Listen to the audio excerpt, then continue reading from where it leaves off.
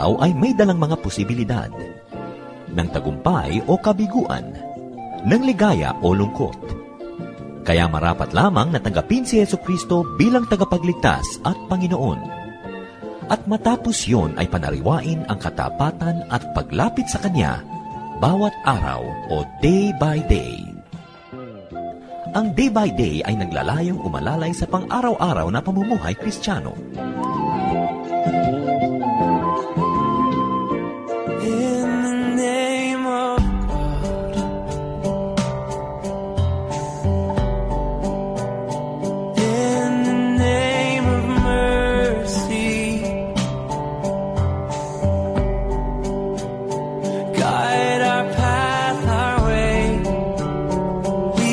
Straight we pray in the name of God.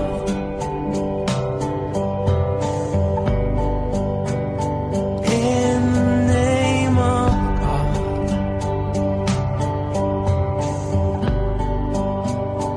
In the name of mercy.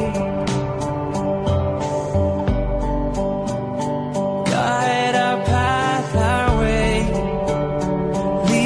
Straight prayer in the name of God.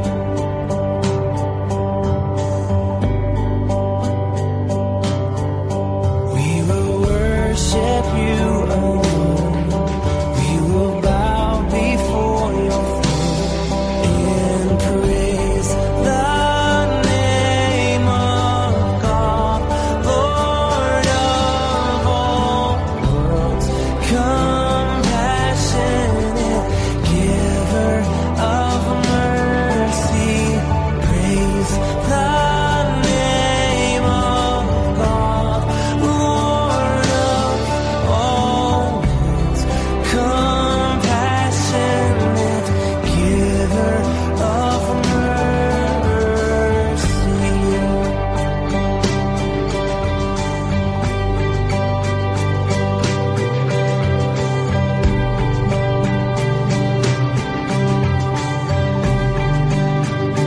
Righteous judge and king,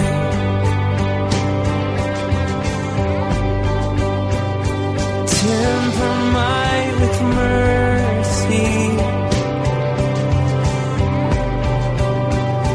guide us in your grace, lead us not astray.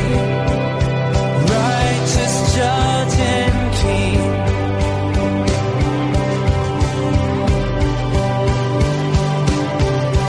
we will worship you alone. We will bow before your throne and praise the name of God, Lord of all worlds.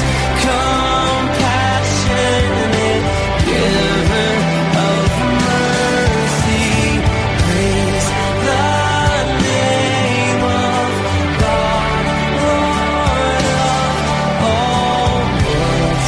Compassionate giver of mercy.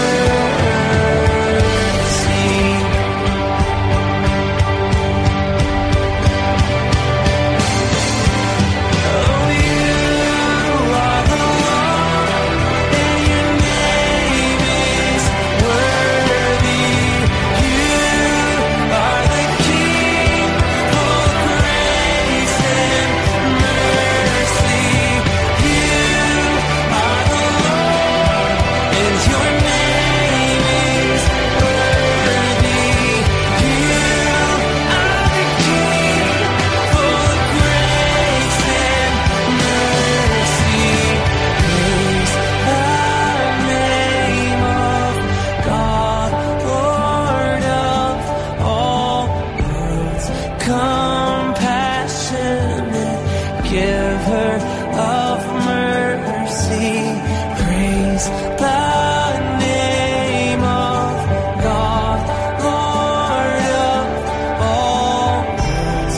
Compassionate giver of mercy, praise the name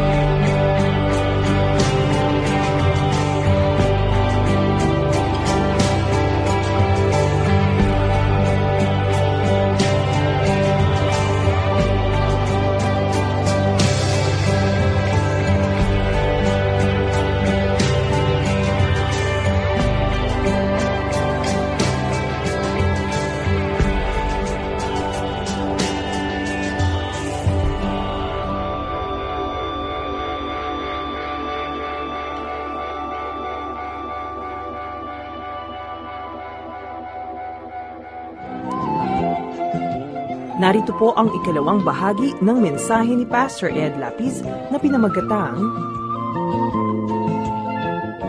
Know one when you see one. But Jethro was able to get an excellent son-in-law, get his bloodline into a would-be great family, and he had access to and input in making biblical history, and he helped make a great man dahil hindi siya nagpalampas ng isang pagkakataon. Kung hindi na niya ipinaimbita, nagpatuloy na ng paglalakbay yung Moses, hindi na lalakita uli kahit kailan, sorry. Alam niyo sa buhay, lahat ng tao pantay-pantay. Yung iba nagrereklamo, ba't kami mahirap, sila mayaman, bakit kami ganito, sila ganon. Lahat ng tao pantay-pantay. Dahil lahat tayo binibigyan ng Diyos ng pagkakataon na umangat. Lahat tayo binibigyan ng Diyos ng pagkakataon na may nakabukas na pinto para sa oportunidad. Marami lang nagpapalampas nila because they know no one when they see one. They don't recognize a gem. Mabibigyan mo ng isang maliit na trabaho, tatanggihan, pero hindi niya alam pinto yun para sa pag-asenso at ibang mas palaki ng palaking trabaho. Maraming pinapalampas. Mahal ng Diyos ang bawat tao. Wala siyang itinatangi. Lahat binibigyan ng pagkakataon. Pero gaano karaming pagkakataon na winawaldas ng mga hindi marunong makakilala ng tunay na hiyas. Gaano karaming matitinong tao ang ating ginagalit, pinapaalis sa buhay natin, itinataboy dahil hindi natin ginagalang, hindi natin pinapahalagahan. Dapat ang lahat ng tao may opportunity. Huwag niyong sisihin ang mundo, hindi galit sa inyong mundo pagka hindi kayo umaangat sa buhay.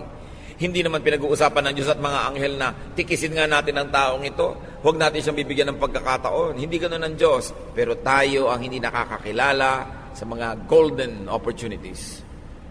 Dapat tingnan yan. So itong isang napaka-eligible bachelor, Egyptian, educated, matipuno, maginoo, hindi na dapat itong pawalan pa. Gaano karaming nakawala sa inyo dahil maarte kayo, ma-pride, maganito, maganon. Di ba? And as they always say, the best one is the one who got away. Exodus 3. One day, Moses was taking care of the sheep and goats of his father-in-law Jethro. Kita nyo, nagkaroon pa ngayon ng tagapag-alaga si Jethro ng kanyang mga tupa. Yung mga anak niyang dalaga, nasa bahay na lang. Ito ngayong si Moses ang nag-aalaga, dinadala niya sa kung saan mga lugar para maghanap ng tubig at damo. So one day, Moses was taking care of the sheep and goats of his father-in-law Jethro, the priest of Midian, and Moses decided to lead them across the desert to Sinai, the holy mountain. There, an angel of the Lord appeared to him from a burning bush. Alam natin ang kasunod niyan, nakausap ni Moses ang Diyos, binigyan siya ng misyon, at binigyan siya ng kapangyarihan sa kanyang tungkod. At nakita natin na napakabuti ng nangyari, naging leader siya ng mga Israelites, at napalaya ang mga Israelites from Egypt. Nagsimula ito sa pag-aalaga nitong si Moses ng tupa, dinala niya sa banda-banda doon, sa may paanan ng bandang na bundok, kuminsan tinatawag na Mount Horeb, Mount Sinai. Doon nagpakita sa kanya Diyos. So Jethro had a very special son and a keeper of his sheep and goats. Jethro was instrumental in keeping Moses in Midian for 40 years under his fatherhood and priesthood. 40 years ang inabot ni Moses doon sa desert. Talagang nag-ugat na siya doon at talagang nasandalan siya ng magkakapatid na ito, pati ng tatay nila. Dahil magaling itong si Jethro kumilatis. Jethro had a hand in bringing Moses near the holy mountain to God. Kasi nga, kung hindi naman siya nag-aalaga ng mga tupang ito, hindi naman siya magagawi sa bundok na yon. Ano naman ang malay natin kung isinadjust ni Jethro, itinaboy niya patungo doon itong si Moses para makaniig at makasalamuha ng Diyos. So the priest of Midian could really be the priest of Yahweh. Kasi itong Diyos na ito na kanyang nakita doon ay Diyos na nagpakita sa kanya sa Midian.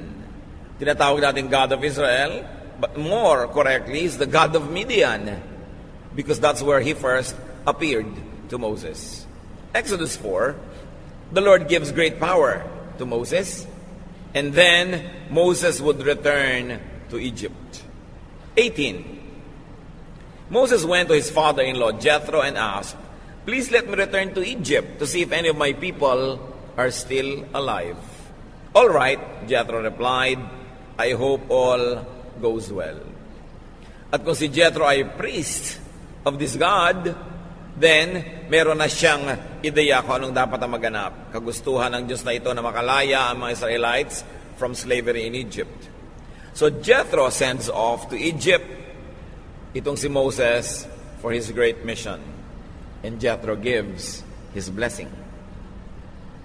Verse 19, "But even before this, the Lord had told Moses, 'Leave the land of Midian and return to Egypt.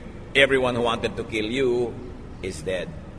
So Moses put his wife and sons on donkeys and headed for Egypt, holding the walking stick that had the power of God."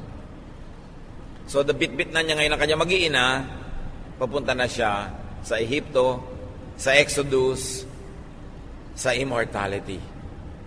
Sa kanyang magiging napakahalagang papel sa pagpapahayag ng kalooban ng Diyos sa sangkatauhan. And Jethro's eldest daughter and grandsons go with Moses. In effect, Jethro goes with Moses. Dahil kasama yung kanyang anak at mga apo, laman ng kanyang laman, dugo ng kanyang dugo, at siyempre, eldest si Zipporah, wala namang lalaking anak, malamang ito ang nagmana ng kanyang priestly knowledge. Verse 24, "One night while Moses was in camp, the Lord was about to kill him." At hindi na natin ngayon bubusisiin kung bakit. "But Zipporah circumcised her son with a flint knife. She touched his legs with the skin she had cut off and said, 'My dear son, this blood will protect you.' So the Lord did not harm Moses. Then Zipporah said, 'Yes, my dear, you are safe because of this circumcision.'" Alam natin na ang covenant ng Diyos sa mga lahi ni Abraham na kanununuan itong si Moses was the circumcision of men, of the boys. And apparently, Moses was not able to circumcise his sons.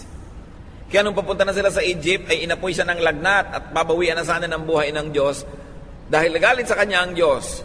Hindi ipinaliwanag, pero pwede nating maisip na dahil nga, he failed to circumcise his sons. But Zipporah knew what to do. Yan ang husay ng may asawa kang magaling. No? Mamamatay ka na, naghihingalo ka, wala ka nang pwedeng gawin. Siyang kumilos, sinircumcise niya yung mga bata. Pinahiran niya ng dugo. Sabi niya, "O ayan, ligtas na kayo." She was not a priest's daughter for nothing. Kung ang naging biyana nitong si Moses ay isang lasenggo, babaero, sugarol, ano kaya ang alam ng anak nun? Pwedeng tumino ka pa rin kahit gano'n ang magulang mo, pero malamang hindi mo alam yung mga finer things in life. Mga kapatid, kung pumipili kayo na mapapangasawa, huwag niyong kakalimutan, pinipili din na magiging biyanan. At kung gusto niyo makita kung ano magiging itsura ng asawa niyo pagtanda, tingnan niyo yung ina. Tingnan niyo yung ama. Sa pa ba yung kukuha? No? So tingnan niyo kung ito bang lahing ito. Gusto ko ba itong lahi na to? Mga basagulero ba to? Mga bungangera ba to? Mga utangera? Mga balasubas? Alamin mo yan kasi papakasalan mo yung bungangkan. Hindi lang kung maganda ang labi nitong babaeng to dahil may implant at parang kinagat ng 5 langgam ang nguso. Papakasalan mo na kahit ang gulo-gulo na ang kan. Dapat tinitingnan din yan. Tinitingnan mo yung nobyo mong lalaki. Ano bang mga kostumbre nito sa pamilya nila? Kasi bit-bit niya yan into your marriage. So Jethro, the priest of Midian, lives and ministers through Zipporah, his eldest daughter. See, sabi ko sa inyo, parang may kasama na rin siyang Jethro. Trained kasi yung anak. Marunong. Now, what are the lessons from Moses here? Be correct. He was correct. He defended the women. Be helpful. Yung chivalrous act niya yon, yung pagiging gentlemanly niya, yun ang nagbukas sa kanya para maging miyembro ng isang, ang totoo lang dakilang pamilya. Bagamat hindi laki sa Ehipto, hindi mga kayaman-yamanan, mga provincial people, mga nag-aalaga ng hayop, pero priestly family naman. Malapit sa Diyos. Yan ang unang hinahanap. Maka-Diyos ba ang pamilyang ito? Importante yon. It goes a long way. At isa pa, lesson kay Moses, employ your marketable skills. Dahil lumaki siya as an Egyptian, therefore sanay siya sa warfare, sanay siya sa martial arts, na i-defend niya yung magkakapatid. Points agad. Mga kapatid, you must have marketable skills. Kailangan meron kang kakayanan na pwedeng pagkakitaan o pwedeng katuwaan ng kapwa para bigyan ka ng pagpapala. Hindi pwedeng wala ka man lang katangian ni ano. At yung kagandahan, kung yan lang katangian, napakadali niyang kumupas. Ang talagang ganda ng tao, wala pang 10 taon.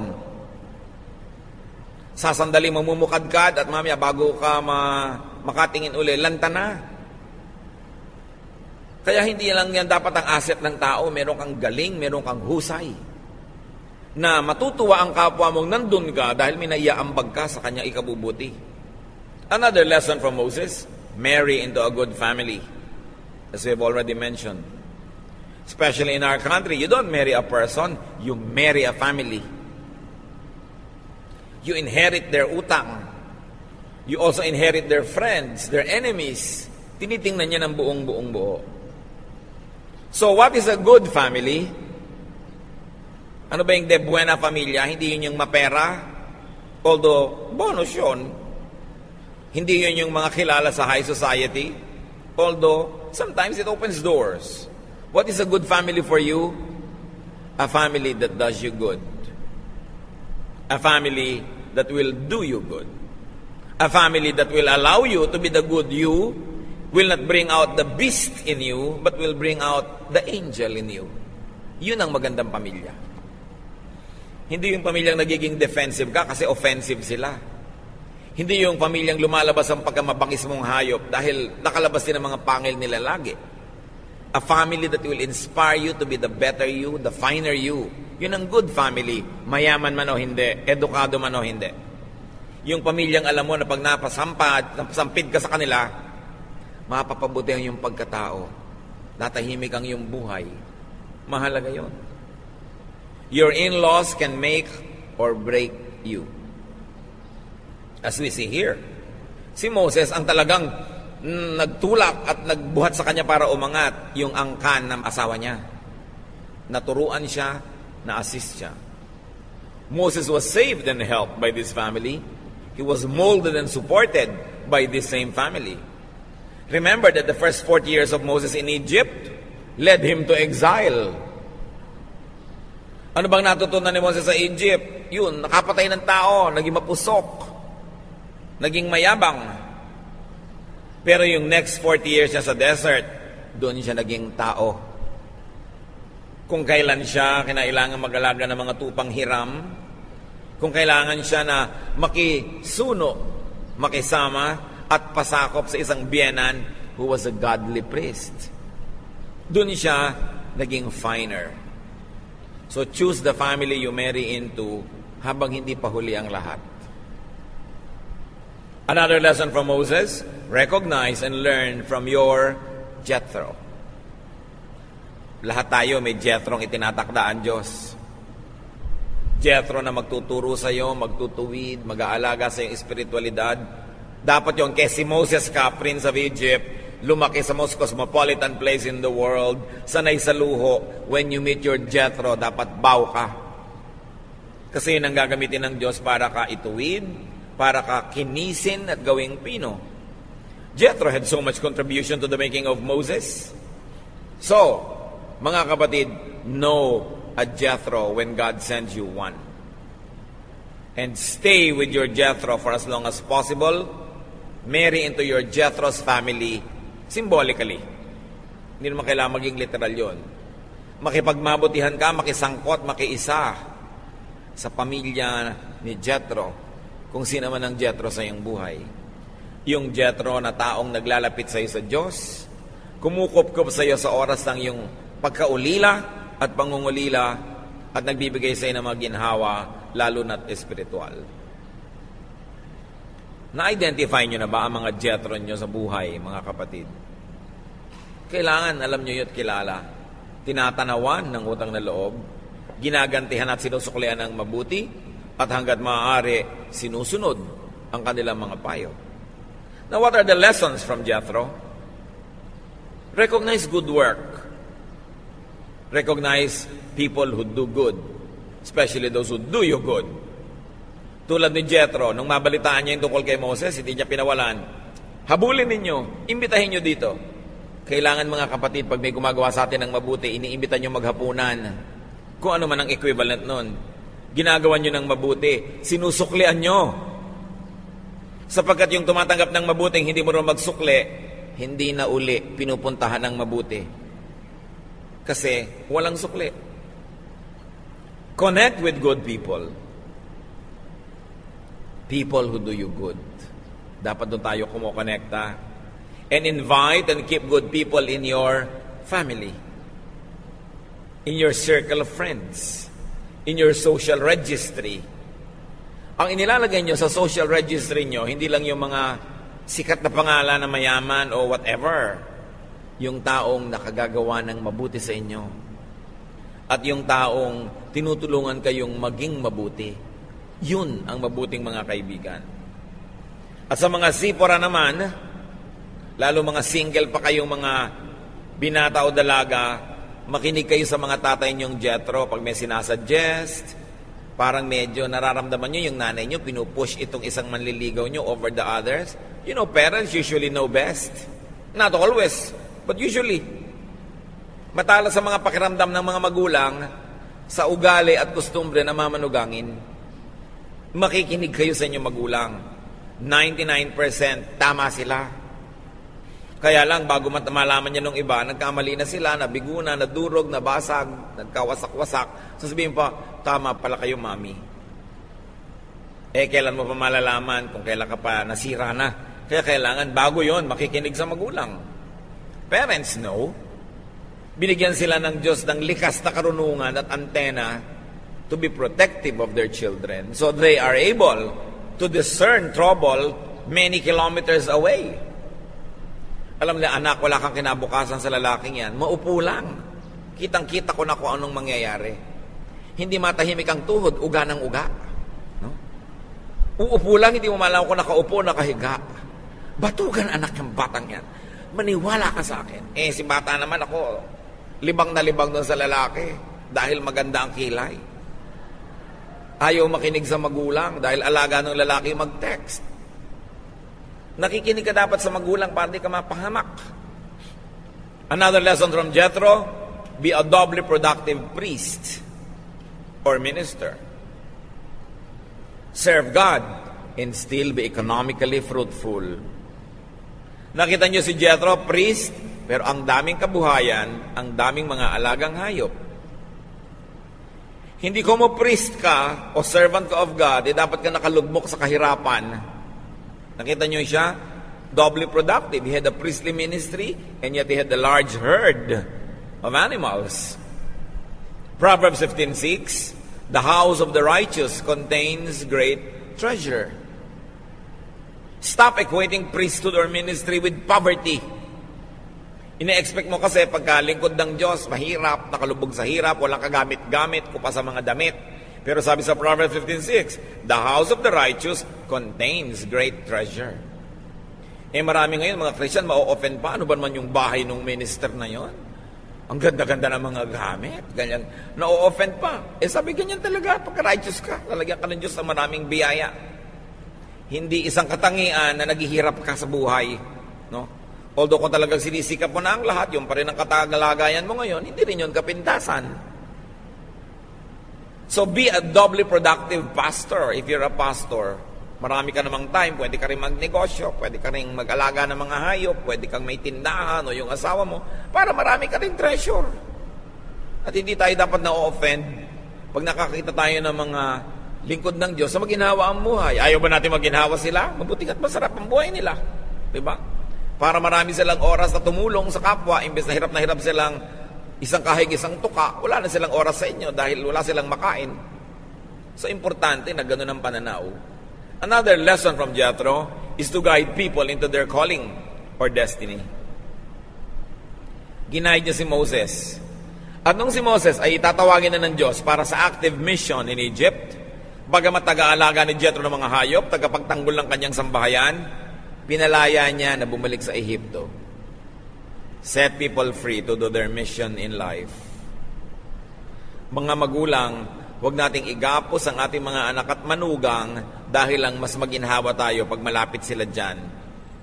May mga pakpak sila, dapat payagan natin silang lumipad. Dapat turuan natin sila na hanapin ang tawag sa kanila ng Diyos. Landasin ang itinakda sa kanila ng Panginoon at tuparin ang mga plano nila sa buhay. Kailangan tayong mga magulang ay hindi hadlang sa pagtupad ng mga pangarap ng ating mga anak dahil lang nagiging makasarili tayo at mas gusto nating nandyan sila sa paligid natin. Sa oras na ang bata ay ipinanganak at nalagot ang pusod, nagsisimula na ang kanyang pagkakaroon ng buhay na nakahiwalay sa kanyang magulang.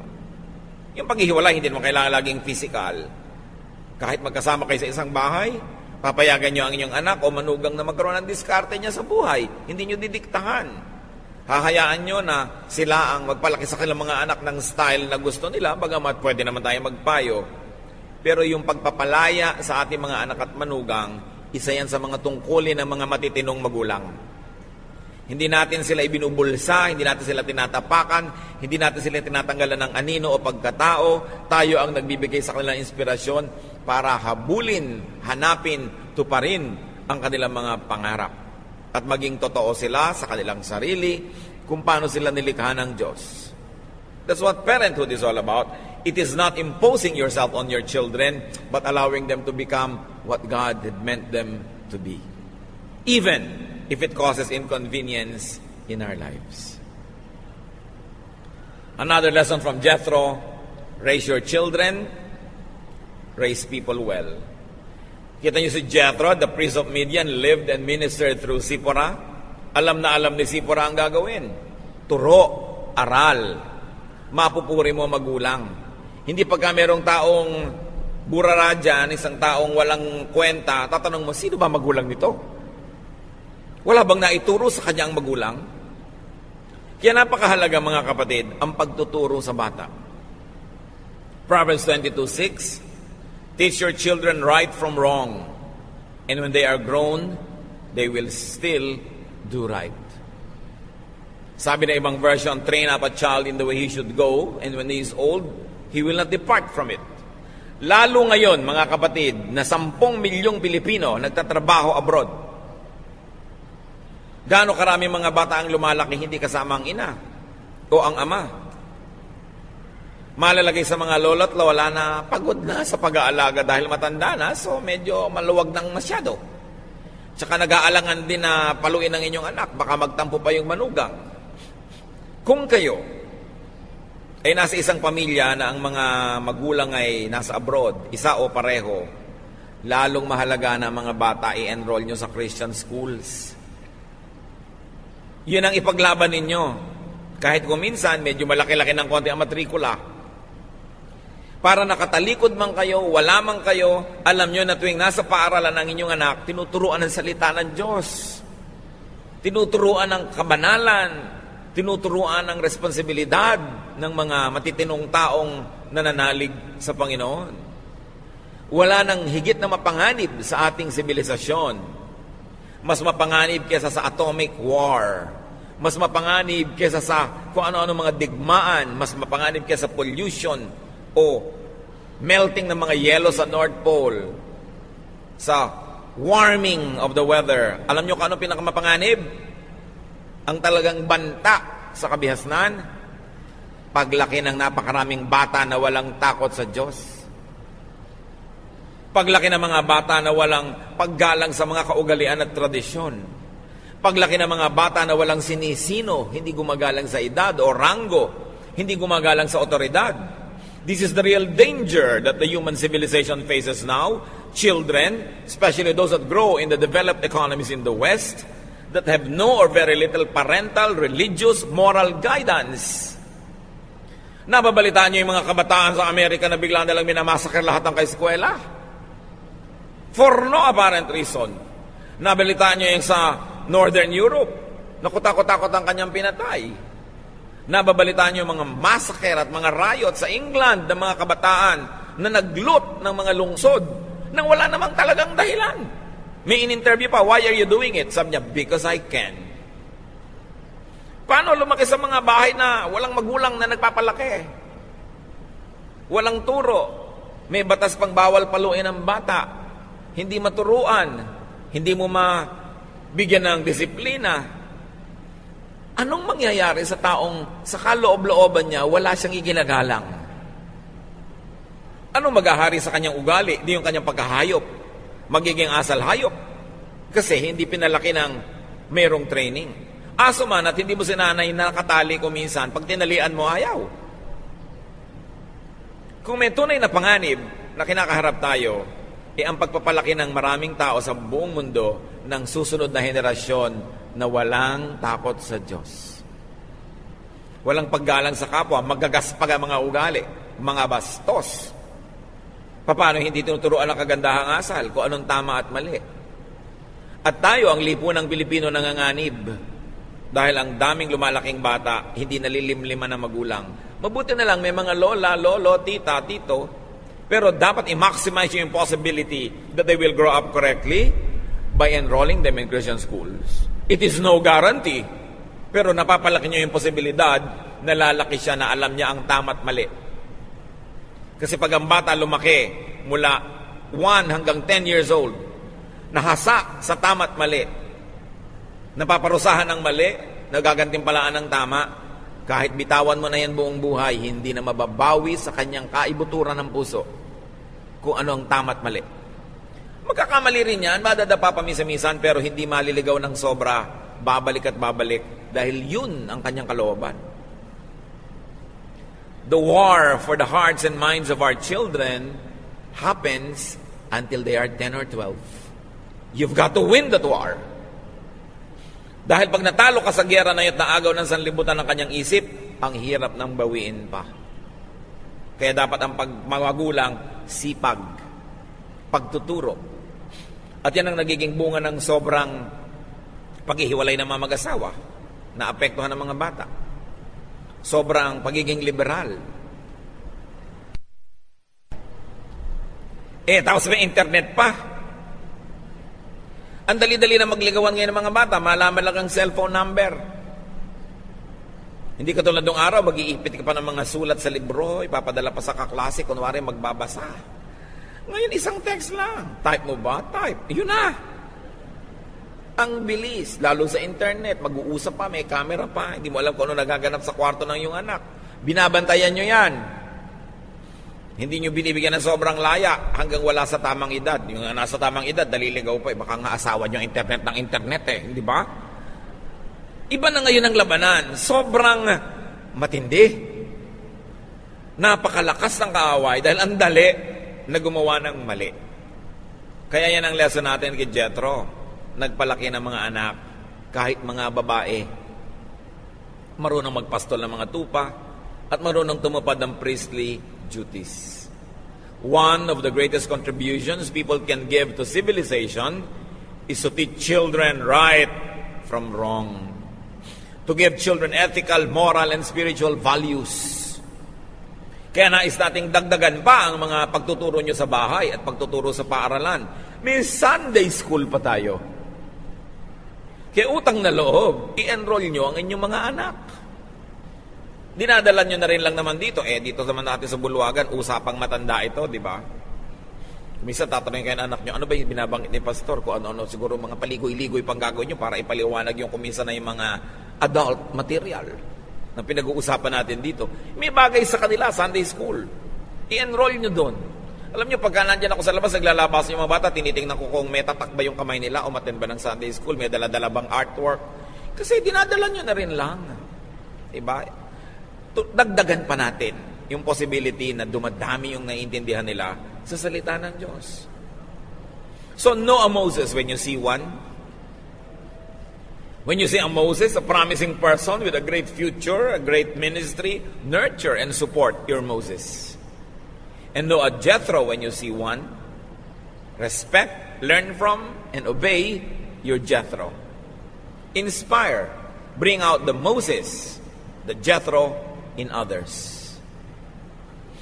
Nakita nyo? Si Moses, fugitive. Wanted sa Egypt. Wala nang kinabukasan, nakagawa ng mali, nakapatay ng tao. pero nagkaroon pa rin ng pag-asa. Kung tayo yung Moses na yon, may nagawa tayong mali, nadapa tayo, hindi tayo pinagsasara ng langit. If Egypt turned its back on you, go to your Midian, find your Jethro, find your priestly family and be nourished. The end of your Egyptian chapter could be the beginning of your Midian chapter. The end of a dream is not the end of the world. Ang isang malaking pagkakamali at pagkakadapa ay hindi ibig sabihin na markado ka na parang habang buhay. Laging nagbibigay ang Diyos ng bagong pagkakataon, ng bagong simula. Kahit gaano kadilim o kalaliw ang pinaghugutan sa iyo, may kakalagyan ka sa Diyos basta pupunta ka sa Kanyang kalooban. So kung meron tayong mga kasama na ganyan ang karanasan, nakagawa ng isang mali, turn your back on it, repent, seek your Jethro, find God, do your shepherding, do the right thing, meditate, pray, and then take back your destiny. God is expert at restoring people. No matter how much we destroy ourselves, nobody is beyond redemption. Lahat ng tao ay abot ng kaluwalhatian at kabaitan ng Diyos. And fugitives, your departure from your Egypt could only bring you to your doorstep to greatness. Ano ang mga lesson natin? Ang dami. Pagbulay-bulayan natin ang kinin, maraming itinuturo si Moses at si Jethro, maging si Sipora, ama namin sa langit. Salamat na lang na ang buhay na ito ni Moses ay hindi lang pang kanya, pang amin din. Ang mga turo at leksyon dito ay maaari namin pakinabangan maging hanggang ngayon. Idiin mo pa sa aming isip, Panginoon, yung mga napag-usap-usapan na pagbulay-bulayan. Dagdagan nyo pa sa aming personal devotions ng mga application at inspirasyon para aming pag-aaral tunay na maging kapaki-pakinabang sa aming buhay at sa mga buhay na aming nahihipo, nakakasalamuha. Allow us, O God, to grow in you and so that we could also be agents of growth. Magbulay-bulay tayo sumandali, mga kapatid, ang kinininyo ang mga personal na leksyon na ngayon ay ibinigay natin sa atin ng Diyos dahil sa pag-aaral natin ng buhay ni Moses. Dear God, in silence, touch us even more. Give us the portion of your anointing and empowerment so that the word we have studied will be blessings to us all our lives. Let's be silent before the Lord for a while.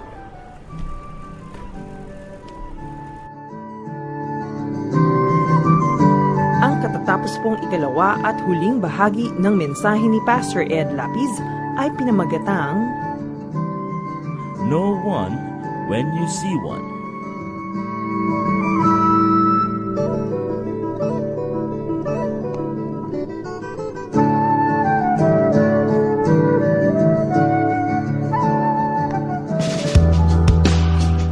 Pinapaalam po sa lahat na mayroon din po tayong worship service na ginaganap sa Global City, Taguig. Sa 7th floor Function Hall, Lux Residences, 28th Street, Corner 4th Avenue, Fort Bonifacio, Global City, Taguig. Ito po ay tuwing linggo ng hapon. Alas 3 hanggang alas 4 ang Youth Fellowship, alas 4 hanggang alas 5 ang Bible Study para sa mga adults, at alas 5 hanggang alas 7 naman ang worship service. Kasabay po nito ang Children's Sunday School. Sa mga malapit po dito sa area, patuloy po kayong inaanyayahang dumalo at makibahagi sa Day by Day The Force. Para sa iba pang detalye, tumawag sa Day by Day Christian Ministries sa 551-4411. Shelter of the Most High God, I will rest in the beauty of your presence. Your faithfulness is a shield in my great reward. I will not be afraid, I will trust in the Lord.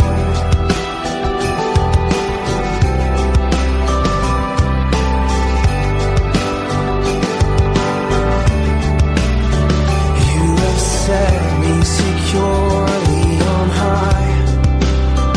You delivered me out of darkness, and when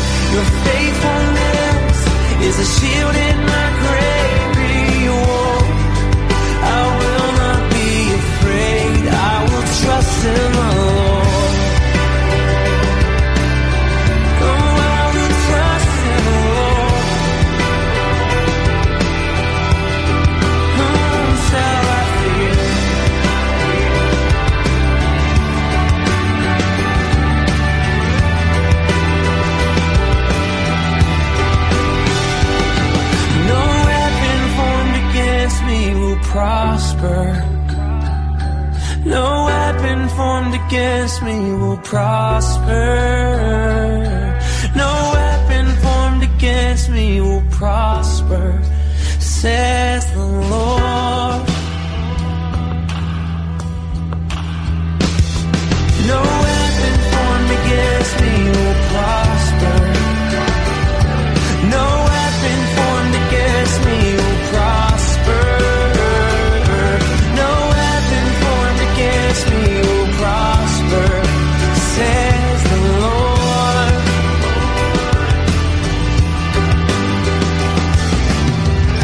I will dwell in the shelter of the Most High God. I will rest in the beauty of your presence. Your faithfulness is a shield in my great wall. I will not be afraid. I will trust in the Lord. I will dwell in the shelter of the Most High God. I will rest in the beauty of your presence. Your faithfulness is a shield in my great wall. I will not be afraid. I will trust in the Lord.